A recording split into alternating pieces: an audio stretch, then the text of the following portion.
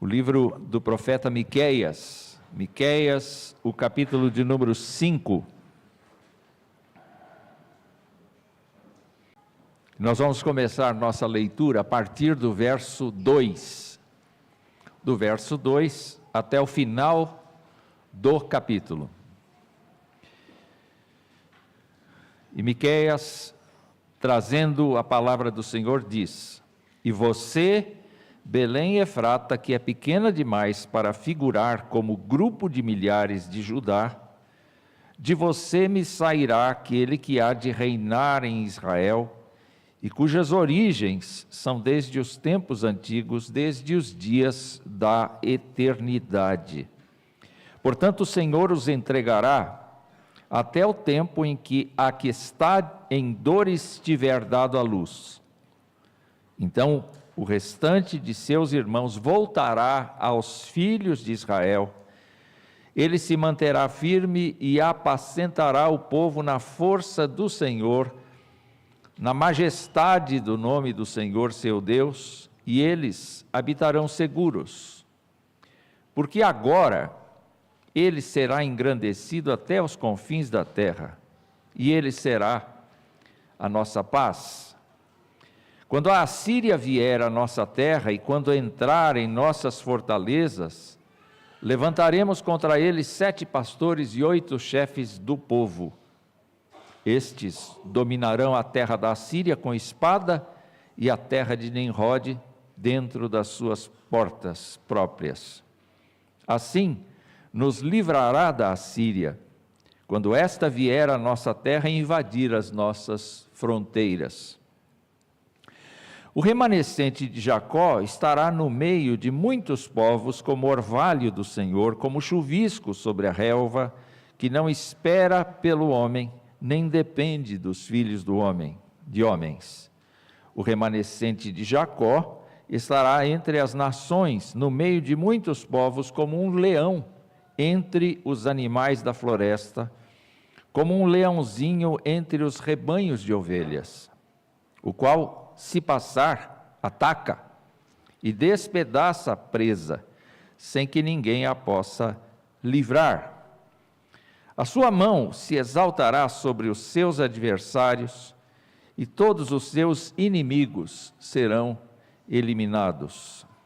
Naquele dia, diz o Senhor, eliminarei do meio de vocês os cavalos, e destruirei os carros de guerra, destruirei as cidades da sua terra, e derrubarei todas as fortalezas de vocês. Arrancarei as feitiçarias das suas mãos, e vocês não mais terão adivinhos. Do meio de vocês eliminarei as imagens de escultura e as colunas, e vocês não mais se inclinarão diante do que fizeram com as suas próprias mãos. Eliminarei do meio de vocês os postes da deusa Azerá, e destruirei as cidades de vocês. Com ira e furor, eu me vingarei das nações que não me obedeceram. Meus queridos irmãos, temos visto na profecia de Miqueias não apenas o anúncio de uma disciplina que vem da parte de Deus, mas também temos visto periodicamente que o Senhor está atento à disciplina que deve aplicar ao seu povo, todavia também está ciente da bênção que deve ministrar ao seu povo. Quando Deus chamou esse povo para si, Ele não chamou para o povo ter benefícios e regalias. Quando Deus nos salva, Deus não salva apenas para termos o céu, lá no futuro. Deus nos salva para sermos suas testemunhas na terra, com o custo da própria vida hoje. O preço da salvação foi pago por Cristo. O preço de ser crentes é viver para a glória de Deus. E quando nós passamos por esta profecia, alguns comentaristas entendem que o capítulo 5 é o auge do oráculo a respeito da salvação. É o ponto mais alto que o profeta toca na questão de salvação do povo de Deus e na questão da sua santificação, na questão do seu preparo, na questão do seu ministério na terra. Deus, claro, quer dar segurança ao coração do seu povo, pensando lá adiante e dizendo para o seu povo: eu vou salvar vocês. Mas ele também prepara uma agenda para o seu povo viver na terra enquanto está aqui.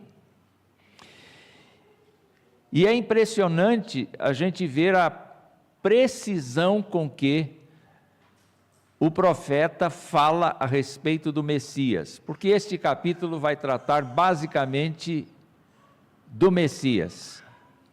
E a primeira parte desta profecia a respeito do Messias diz respeito à cidade onde ele vai nascer. Na verdade, não é nem uma cidade, é uma aldeia. É uma aldeia tão insignificante que nem Josué, na listagem das cidades que poderiam ser tomadas e possuídas pelo povo de Deus, listou esta Belém Efrata. Existe uma outra Belém, que é na terra de Zebulon, mas esta daqui é Belém Efrata, um lugar tão pequeno, que não consta das relações de cidades do país. E a pergunta que os comentaristas fazem é: por que Deus fez isto? Tirou de uma cidade, ou tirou de uma aldeia, ou tirou de uma vila tão pequena, tão insignificante, o seu próprio Messias. E alguns comentaristas nos ajudam a pensar nesse assunto da seguinte maneira: Deus não caminha pelos caminhos do homem. E o apóstolo Paulo compreendeu bem isso. O apóstolo Paulo disse que Deus escolheu coisas loucas do mundo, coisas simples do mundo, coisas não sofisticadas do mundo, para confundir as coisas sábias no conceito do mundo. Deus usa de Belém para mostrar que o caminho que Ele traçou para a nossa salvação não é aquilo que nós traçamos para a nossa salvação. Deus escolheu entregar o seu próprio Filho numa cruz, fazê-lo morrer, fazê-lo expiar pecados, fazê-lo ressuscitar, fazê-lo ser ascendido aos céus, devolvido ao seu lugar, saindo de uma situação humilhante, pobre. Vamos nos lembrar? Aproxima-se o Natal. Onde é que Jesus nasceu? Em Belém da Judeia. Onde é que ele foi colocado? Numa manjedoura. Onde é que ele foi? Quem foram seus pais? Apesar de terem a descendência de Davi, eles não tinham mais recursos. Gastaram seus recursos na sua viagem, talvez na sua permanência em Belém por algum tempo, até que a criança fosse um pouco mais vigorosa. Mas tudo anônimo. Quem foram as primeiras pessoas que saudaram o Messias? Pastores do campo. Tudo muito confuso para a nossa própria soberba, não é verdade? Porque nós pensamos sempre em grandes coisas. Eu fico imaginando quando o casal vai ter o primeiro filho, o que ele se esforça para ter? Um quarto todo preparado, um bercinho todo ajustado, mas quando não há recurso nenhum? A improvisação. O nascimento de Jesus Cristo foi glorioso, mas ao mesmo tempo muito simples. E fez com que nós entendêssemos que Deus tem prazer em usar coisas improváveis para melhor manifestar a sua glória. O objetivo de Deus é sempre esse: Ele não aceita tributação humana, Ele não aceita iniciativa humana, Ele não quer a iniciativa humana, porque os humanos se gloriam das suas iniciativas, os humanos se ufanam das suas iniciativas, e por essa razão Deus quer cortar toda a glória que o homem possa dizer que teve no processo de se salvar. E Belém representa exatamente essa questão. Belém representa, meus irmãos, que Deus é soberano, que Deus faz brotar da terra um rebento de Jessé, que é uma contracultura da nossa cultura. Cristo é exatamente o contrário de nós, no sentido de que ele vem de Deus e ele não depende de nenhum dado humano, de nenhuma glória humana para vir de Deus. Contudo, ele se identifica com a nossa humanidade e é o próximo passo da profecia que anuncia o Messias. Ele diz: e você, Belém Efrata, que é pequena demais para figurar como o grupo de milhares de Judá, de você, desse lugar tão desconhecido, tão esquecido, mas que mais tarde foi confirmado pelos estudiosos da Bíblia para Herodes. De onde vem o Messias? Ele vem de Belém de Judá. Lá em Mateus capítulo 2. Aqui o profeta está dizendo: de você me sairá aquele que há de reinar em Israel. O meu rei, a exemplo de Davi, vai vir de Belém Efrata. E é interessante então observar, meus irmãos, que a característica desta profecia mostra que o rei vai nascer de um lugar físico na terra, Belém Efrata. Entretanto, a profecia diz que ele tem origens desde os tempos antigos, desde os dias incontáveis para trás, desde os dias da eternidade. E com isso a profecia está dizendo que este ser que vem de Belém Efrata não é apenas um homem nascido em Belém de Efrata. Ele é uma pessoa cujas origens são muito antigas, tão antigas quanto eternas.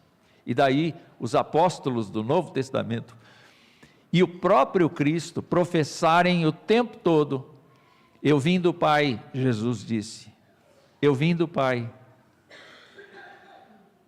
Eu era antes de Abraão. Uma porção de frases do Senhor Jesus Cristo que mostram que as suas origens são muito antigas. Então, o profeta, 700 anos antes de Jesus Cristo chegar à terra, já dizia: ele vai nascer na vilazinha, mas ao mesmo tempo, ele não é apenas uma pessoa histórica, ele é uma pessoa antes da história. Ele é da pré-história sem história. Ele é da glória eterna. Ele é do eterno Deus. Ele procede desta situação. E quando olhamos para o anúncio que o anjo Gabriel fez a Maria, é muito interessante nós observarmos.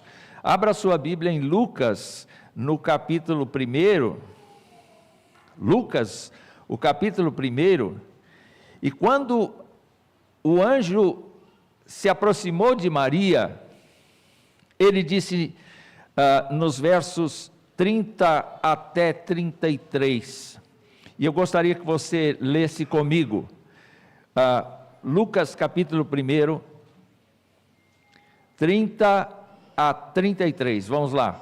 Mas o anjo lhe disse: não tenha medo, Maria, porque você foi abençoada por Deus. Você ficará grávida e dará à luz um filho, a quem chamará pelo nome de Jesus. Olha agora, este será grande e será chamado Filho do Altíssimo. Deus, o Senhor, lhe dará o trono de Davi, seu pai. Ele reinará para sempre sobre a casa de Jacó, e o seu reinado não terá fim. Observe você que não é um profeta, não é um apóstolo que está dizendo isso. É o mensageiro do Senhor dos Exércitos que está dizendo isto. É o Deus glorioso que está mandando comunicar isso a Maria, o que coincide absolutamente com a profecia de Miqueias. E quando chegamos então na continuação desta profecia, nós verificamos que o profeta dedica algum tempo para a situação do povo. Nós vamos pular por enquanto esta forma de trabalhar, vamos para o verso 4, e nós vamos ver que além da pessoa de Jesus Cristo ser um Deus homem, conforme está estabelecido na profecia, também está configurado aqui o seu chamado e o seu ministério. Vejam só, no verso 4, ele diz: ele se manterá firme e apacentará o povo na força do Senhor, na majestade do nome do Senhor seu Deus, e eles habitarão seguros, porque agora ele será engrandecido até os confins da terra, e ele será a nossa paz. Quando o profeta está falando deste Messias, está falando de um evento futuro, mas que nós já conhecemos muito bem como povo do Novo Testamento. Quem é o nosso rei? Quem é o nosso rei? Jesus é o nosso rei. Ele nos deu a paz com Deus? Ele nos deu a paz com Deus. Ele dará a paz com Deus ao povo dele, mas ele já está fazendo isso sobre toda pessoa que crê no Senhor. Nós cantamos que ele riscou a cédula, nós lemos que ele riscou a cédula que constava contra nós. Ele nos fez pessoas transformadas por sua graça, aos que creem em Jesus Cristo como seu Senhor e Salvador, obviamente. Ao olhar para a profecia, nós verificamos, meus queridos irmãos, que Jesus Cristo veio na força do Senhor, na majestade do nome do Senhor. Quando ele falava às multidões, e falava especialmente às lideranças religiosas do seu tempo, ele dizia assim: eu não vim para fazer a minha vontade, mas a vontade de meu Pai. Eu vim para obedecer, eu não vim para construir algo meu, eu vim para construir aquilo que o Pai determinou.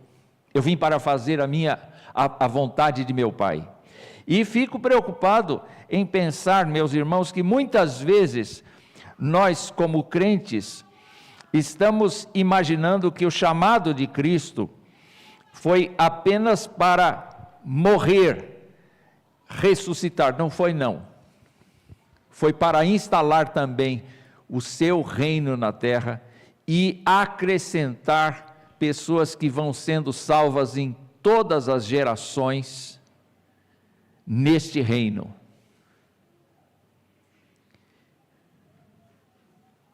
O apóstolo diz que a gente ainda não vê, ou melhor, o escritor aos Hebreus, a gente ainda não vê estas coisas debaixo dos seus pés, mas elas estão começando a acontecer desde o tempo em que ele ascendeu aos céus. E quando olhamos para esta profecia, nós vemos que o ministério de Jesus Cristo na terra foi um ministério de pastoreio também. Ele disse: eu sou o bom pastor. O bom pastor conhece as suas ovelhas. Se você é de Cristo, o seu pastor conhece você. Não o pastor físico, porque às vezes o pastor físico não tem condição de conhecer. Não tem condições de saber muita coisa além do seu nome. A Luana eu conheço um pouco mais do que o nome, porque ela é minha neta. Mas eu não conheço a neta dos outros. Só que o Senhor, quando Ele veio para reinar, o seu reino não era deste mundo, não era de natureza física, não era um poder político, era um poder espiritual. E quando Miqueias trabalha esta questão, meus irmãos, ele nos diz então que ele vai apacentar o povo na força do Senhor, ele vai fazer com que o seu povo habite seguro. E eu fico pensando, até mesmo na vida espiritual hoje, nós encontramos a explicação apostólica de que Deus nos libertou do império das trevas e nos transportou para o reino do Filho do seu amor, em quem temos a redenção, a remissão dos pecados. Nós estamos seguros nas mãos de Jesus.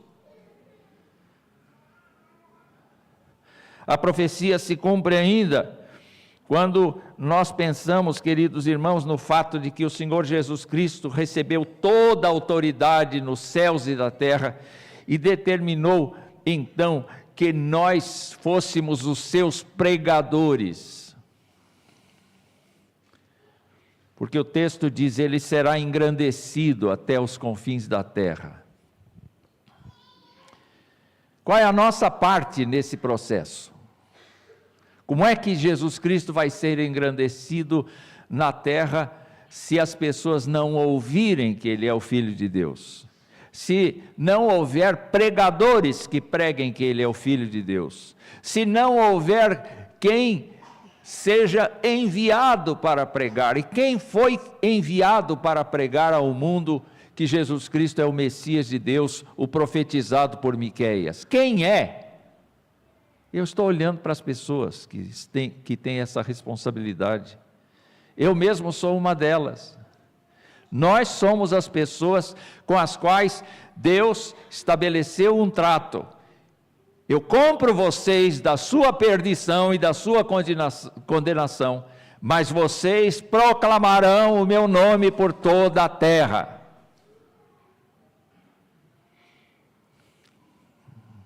Que responsabilidade é nossa, muito grande, porque nós temos que anunciar todo o desígnio de Deus para as pessoas. Até mesmo quando Deus anuncia que vai disciplinar o seu povo, isso está no verso 3, está no verso 5, no verso 6, nós encontramos o cuidado de Deus em proteger o seu povo, enquanto o seu povo sofre as pressões contrárias da humanidade sem Cristo. Ele diz aqui: quando a Assíria vier à nossa terra, quando entrar em nossas fortalezas, verso 5, levantaremos contra ela 7 pastores e 8 chefes do povo. Estes dominarão a terra da Assíria com a espada e a terra de Nimrod dentro das suas portas. Assim nos livrará. Quem nos livrará? Deus nos livrará. O Messias nos livrará da Assíria quando esta vier à nossa terra invadir as nossas fronteiras. Deus não esconde que esse tempo em que o nome do Messias é magnificado em toda a terra, as pessoas que proclamam o nome do Messias serão trituradas, serão perseguidas, serão maltratadas, serão desprezadas. A profecia não ignora esse fato. E eu sei que nós não gostamos de sofrer, mas por Cristo nós precisamos sofrer. Porque é uma contingência do chamado. O apóstolo Pedro diz que o sofrimento apura a nossa fé. O sofrimento faz com que nós sejamos crentes melhores. E se nós não queremos ser crentes melhores, nós queremos paz com todo mundo, nós queremos amizade com todo mundo, nós queremos sucesso em todas as direções que formos, nós estamos caminhando num cristianismo falso.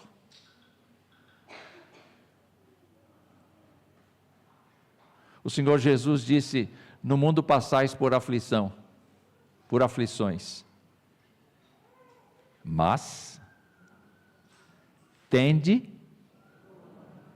bom ânimo. Por quê? Porque eu venci o mundo. O apóstolo Paulo vai dizer: nós somos mais do que vencedores por Cristo Jesus. Mas em que condições nós somos vencedores? Porque Cristo já venceu. E nós estamos agora, neste momento da nossa vida, vivendo para a glória de Deus, e isso tem um preço. Eu insisto, queridos irmãos, que a profecia não esconde que Belém Efrata é um lugar pequeno, humilde, mas Deus vai usar isso com glória. Ele não esconde que o seu Messias vai aparecer da simplicidade, mas ao mesmo tempo vai se projetar mundialmente, internacionalmente, em todas as eras. Ele não esconde isto, mas isso não nos dá direito de ufanismo. Nós temos que pensar que Deus teve que disciplinar Israel, a despeito de uma profecia tão gloriosa. Deus teve que disciplinar, Ele teve que destruir a soberba de Israel, para que a sua graça fosse eficaz. E é isso que Ele faz conosco.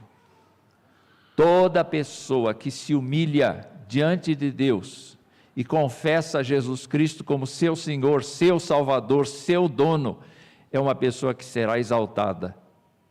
Mas toda pessoa que recusa a dar a Jesus Cristo o primeiro lugar na sua vida, será humilhada. E a profecia aqui fala da humilhação do povo. O povo seria humilhado, sim. O povo seria entregue.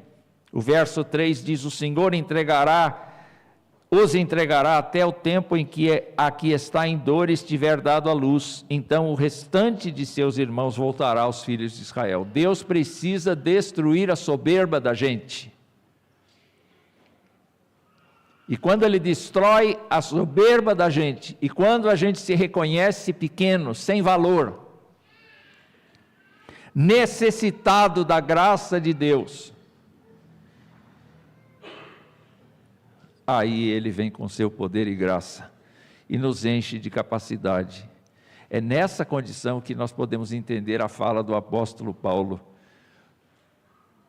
tudo posso naquele que me fortalece. Quando eu não tenho força nenhuma, quando eu sou nada, quando eu me vejo como nada, quando eu dependo dEle, aí então é que de fato Deus opera em mim a sua graça, a sua grandeza, a sua glória, a sua majestade. Foi assim que o Messias veio. Ele veio em fraqueza, mas Ele foi embora em força, Ele foi embora em glória. O povo de Deus, entretanto, na profecia, e eu quero ver se eu termino rapidamente, vai agir de dois modos na sua sociedade. A profecia diz: o remanescente de Jacó estará no meio de muitos povos como o orvalho do Senhor. Olha que palavra que Jesus Cristo disse: vinde a mim todos vós que estáis cansados e sobrecarregados, e eu vos aliviarei. Tomai sobre vós o meu jugo, aprendei de mim,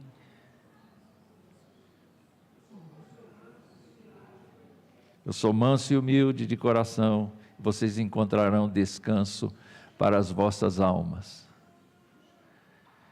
Não é um orvalho? Nós estamos nesta terra para anunciar o orvalho de Deus, a graça de Deus. Mas nós estamos nesta terra também para um outro lado do Evangelho. Todo aquele que confessa Jesus Cristo como seu Senhor e Salvador será salvo. O que não crê, porém, já está condenado. Isto precisa ficar claro na vida das pessoas. Olha, eu quero dizer para você que Deus tem um propósito para a sua vida. Mas eu quero dizer que se você negar esse propósito de Deus na sua vida, as consequências serão duras, porque o Senhor humilhará você, reprovará você. Então, quando a profecia toca no povo de Deus, toca nas duas direções. Diz, olha, nós estamos nesta terra para anunciar as boas novas de Deus, mas nós estamos também nesta terra para executar a justiça de Deus. Nós estamos nesta terra para anunciar a justiça de Deus sobre aqueles que não confessam a Cristo. O Evangelho, meus irmãos, não é macio. O Evangelho é penetrante como orvalho. Mas o Evangelho é justo. E nós temos, sim, que nos preocupar com este lado do Evangelho. Você precisa se arrepender. Tantas vezes a Escritura diz, hoje, se ouvirdes a sua voz, não endureçais o vosso coração. É necessário nós pensarmos então, queridos irmãos, que na profecia, Deus vai agir com o seu povo de uma maneira muito forte, a fim de que o povo seja orvalho, e a fim de que o povo seja um povo que anuncia a justiça de Deus também. Como é que ele vai fazer?